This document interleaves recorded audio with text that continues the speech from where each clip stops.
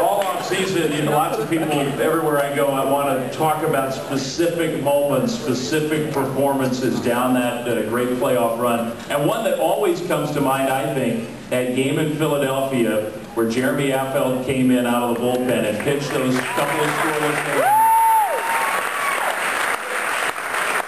Very quietly, such an important game and moment throughout the Giants' playoff run. He did great work for the Giants through 2 seasons out of the bullpen. Jeremy Affeldt.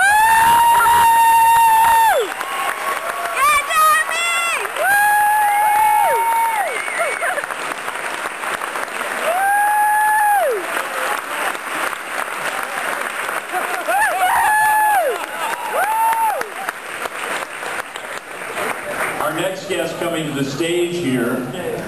I don't think we'll ever forget a game in September. The Rockies were at AT&T Park. Ubaldo Jimenez, having this historically great year, was on the mound. And the Giants made a couple call-ups on September 1st. They brought up a kid from Double-A. Probably many of you had never seen him before, but he stole a base. He electrified the crowd. He basically won a huge game for the Giants with his speed. How about outfielder Darren Ford?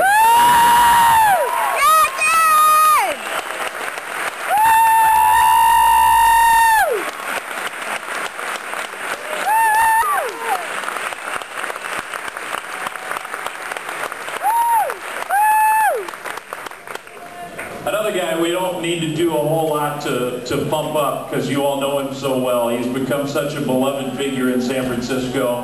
He's got the great nickname. He's got the great talent. He's been working so hard this offseason. How about a round of applause for the Panda?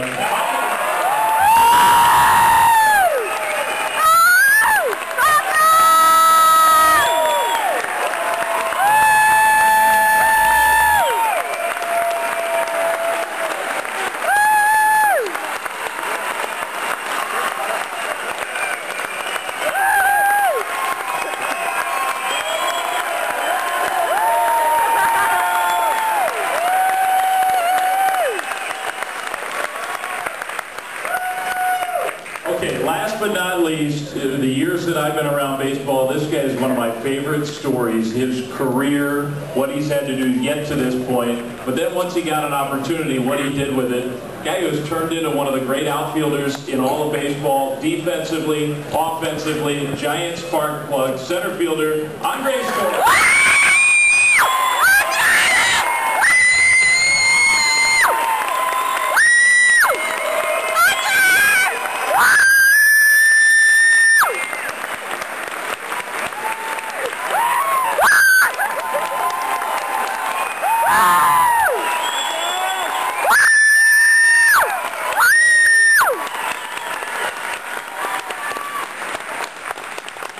We know you're going to enjoy the program. You came to hear from these guys, so without further ado, we're going to hear from our 2011 San Francisco Giants, and I'm going to turn the program over to my broadcast partners, Dwayne Kuiper, Mike Trucco. Guys, take it away. Thanks, Dave.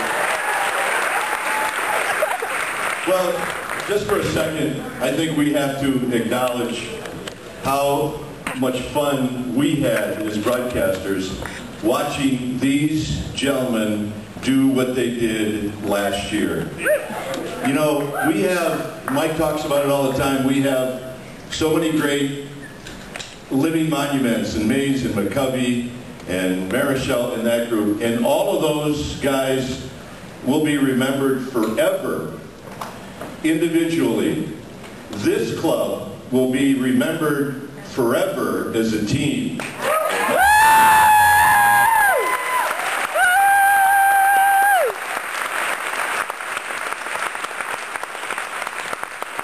A couple weeks ago, Dwayne and I were talking about the upcoming Fan Fest and about tonight, and he said, you know, when you think back last year, the whirlwind of September and the whirlwind of October, and then into the parade in November, and when the parade was over, the team gathered back on the field. They took one picture, and then they were gone. They disappeared. A big league team can vaporize out of a clubhouse away from a ballpark at the end of a year faster than any group of human beings on the planet. They can get to that off season in a hurry. But they never really had the ability to do what they're going to do tonight, and that's regroup and tell the stories. Because the next time these guys get together, it's going to be all business in spring training. But tonight's for fun. Tonight we're going to reflect on 2010. We're going to talk about 2011. And for this group that endeared themselves to all of us, the Giant Nation, the fans that watched them put this city on the map as world champions, tonight will be fun.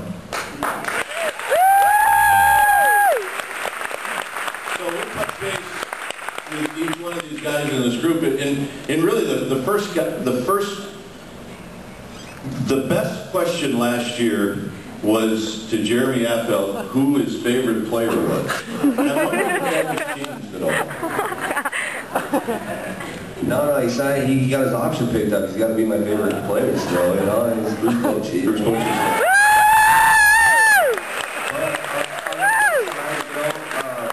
It's a tie on my favorite pitchers. I got Guardian Rags. It's a tie, you know. Catcher, favorite catcher? Favorite, well, Bruce Bochy. Kurt, I got the easy question. Go ahead. He never lets us down. Jeremy, we were going to go back with all the things that happened last year. One of the highlights, as Dave alluded to earlier, was in Game 5 in Philadelphia, when your team trailed. And all of a sudden they get back into the ball game, and all of a sudden now it's third inning, and everything starts to break loose. And there's a fight on the field, or what could have been a fight. And you're out there in the bullpen with the assignment that, you know, you're going to be in the ball game. And, you know, your job as a player when there's a fight on the field is you got to get there. And you started out, as you always do, dutifully, as you're supposed to. And a big paw came up on your back, and it was Mark Gardner saying, "You stay here and get ready." What went on in your mind when he said get ready, and you were the only guy in the field throwing when the rest of your team was there? What was going on in your mind before coming into the game, Game 5? Yeah, honestly, I was trying not to cry because the Phillies fans were hurting my feelings. Right? The things that were coming out of their mouth, it's just, there's no way that that's actually legally possible to say. You're not going out and helping your team, you know? And so besides that, you know, I think the biggest thing for me was, you know, when Bochy was heading out there, I think he was heading out there possibly to pull Sanchez anyway, and I only had like 6 pitches in, which is fine. I only need 6. You know, Guardy said, "Hey, you can't run out there. You got to keep warming up. This is a big situation here. We're gonna need you feeling your best." And so I was able to get 20, 25 more throws in. I felt good rhythm running out there. Seeing the funniest thing was seeing Lopez. He was walking back, and I look at him. He looks at me. And he goes, "Good luck." I'm used to like going out there with my whole team out center field. You know, it was awesome, and thank God, you know, I got the job done. You know, I'm not going to say I could tell you that I knew for sure that was going to happen, but you know, I threw the invisible at Howard, and that was about it.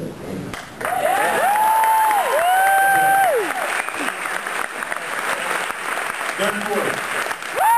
Last year you started out the season, you weren't even on the 40-man roster, you were in AA baseball. And you're having a good year, and you brought a dynamic to this organization that they really didn't have before, and that was your speed and your ability to steal bases and make a difference in games. Did you anticipate at any point in time last year, prior to your call-up, that you were going to get a call-up to the big leagues? No, I did not. I was actually hurt, you know, 2 weeks prior to that, so I was just basically just focusing on getting ready and just trying to get back on the field. So you do get the call-up, and now you come to a team that's in the middle of a hunt, and you know that you have something that you can help this team with, and you were just waiting for your opportunity. Tell us about the opportunity when it finally came. One of the lights in practice, these ones right here.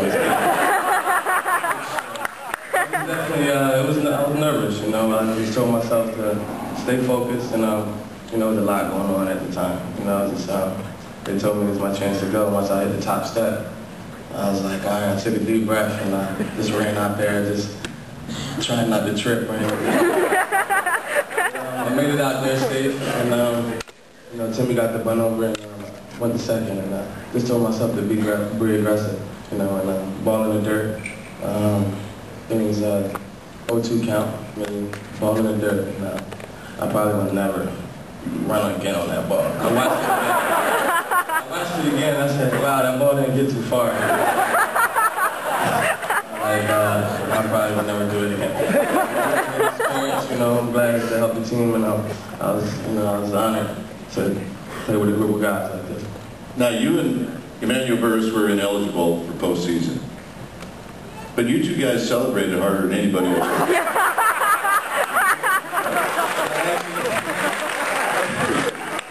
I actually told me in the video I was going to be the #1 fan, so me and him we were fighting for it. We were going to be the #1 fan. How is it that I mean, you're faster than Pat Burrell, right? I think so. Burrell beat you to the pitcher's mound in Texas. You gotta let the bets go first.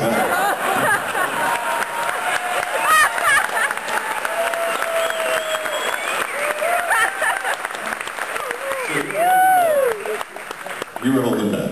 Yeah. Good. Amanda, what have you been doing in the offseason?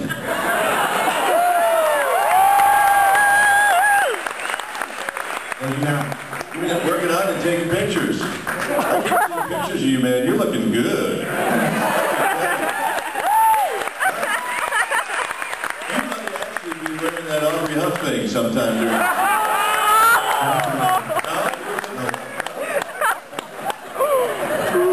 So you stayed in Arizona, and you basically worked out, not just working out, you've been hitting and doing all the other things to get ready?